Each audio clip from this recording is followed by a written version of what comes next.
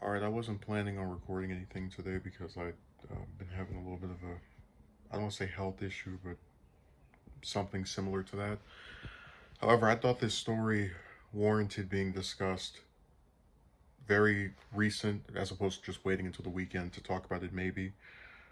Defense Secretary Lloyd Austin on Wednesday called his Israeli counterpart to stress the United States' ironclad support for Jerusalem's right to defend itself in the midst of a military conflict with Hamas, according to the Pentagon. Austin also told Israeli Minister of Defense Benjamin Gates he strongly condemned the launching of rockets by Hamas and other terrorist groups that targeted Israeli civilians, Pentagon Press Secretary John Kirby said in a statement. The Pentagon chief reiterated the importance of all involved parties to take steps to restore calm. The call between Austin and Gates, and then my computer moved past what I was looking at.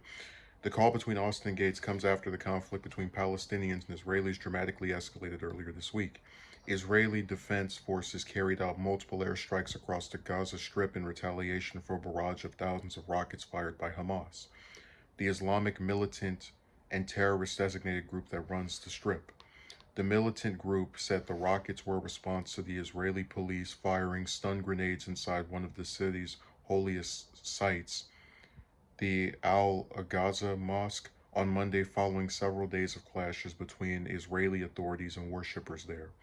The unrest was also caused by the possible eviction of several Palestinian families from their homes in the Jerusalem neighborhood of Sheikh Jarrah, with United States human rights experts calling on Israel to immediately lift its threat to evict hundreds of Palestinian households from their legally protected homes. Civilian casualties have been reported both from the Palestinians in the Gaza Strip from Israeli airstrikes, and in Israel as a result of rocket attacks launched by Hamas and other groups in the Strip.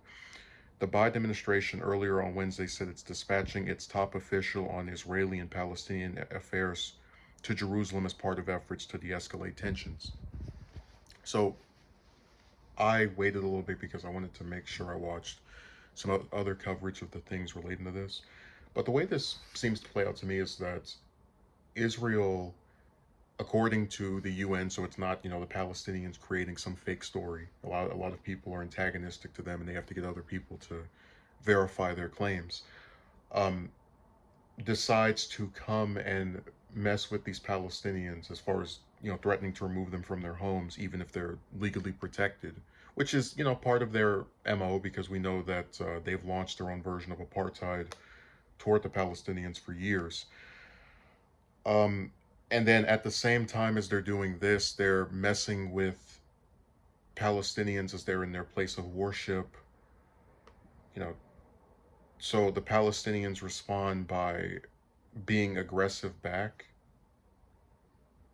And then in response to the Palestinians responding violently after being attacked by Israelis, the United States says, oh, don't worry, Israelis, even though you were the aggressors and you initiated a conflict with these people by threatening to kick them out of their houses, messing with them at their places of worship, we have ironclad support for you. A lot of people who don't watch my channel regularly or just kind of stumble across a video have accused me of being a Biden supporter when I talk disparagingly about Trump. But I've mentioned before that I didn't vote for either of those two because there were certain policies that I knew were going to just stay in effect no matter who won. And one of them was this weird connecting at the hip that the United States has with the Israeli government. We finance their terrorism toward the Palestinians, and then when you have a different opinion on this particular government, you're told that you are somehow against Jewish people because apparently the Israeli government is religious. So, uh, this is the only government in the world that is actually that has a religion. This inanimate object, our organization has a religion. And again, that's just another deflection from, addressing the specifics of criticism directed toward them.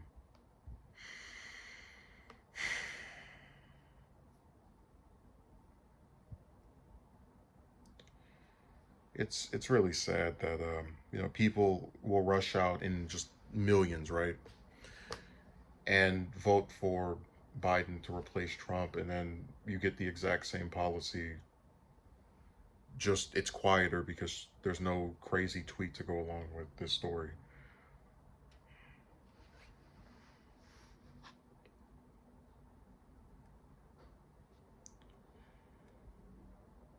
So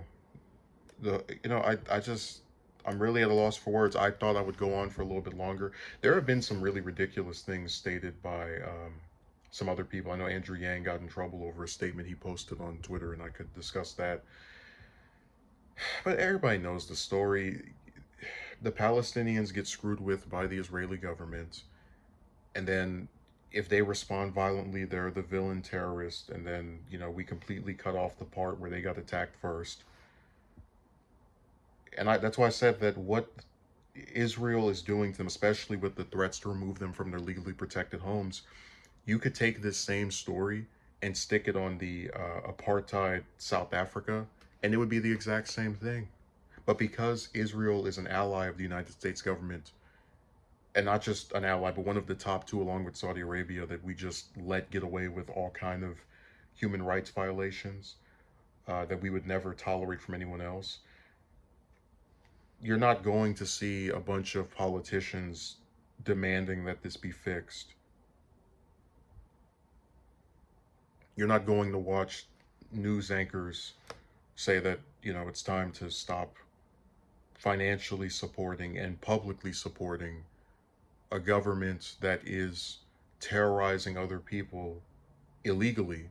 And then when it gets responded to in a violent way, it cries and plays victim.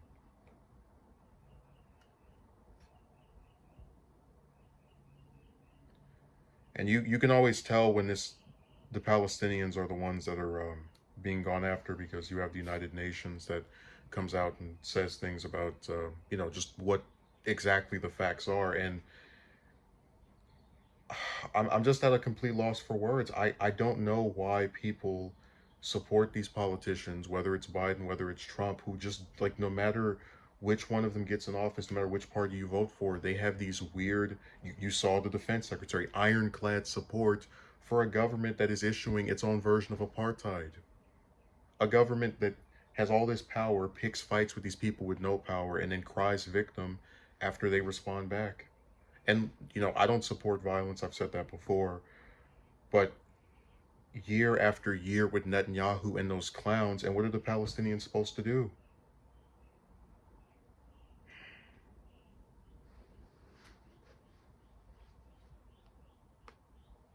It's just, this is the kind of stuff that really destroys my faith in government. Again, I didn't have any expectations for Biden to be different. That's why I didn't vote for him. But to his credit, he talked about wanting to get out of Afghanistan, wanting to get out of Yemen. But I know that even if he genuinely wants to get out of those countries, and maybe he does get out of those two particular countries, he's just going to keep playing patty cake for Netanyahu like his immediate predecessor. Wherein lies the difference? Spoiler alert, there isn't one.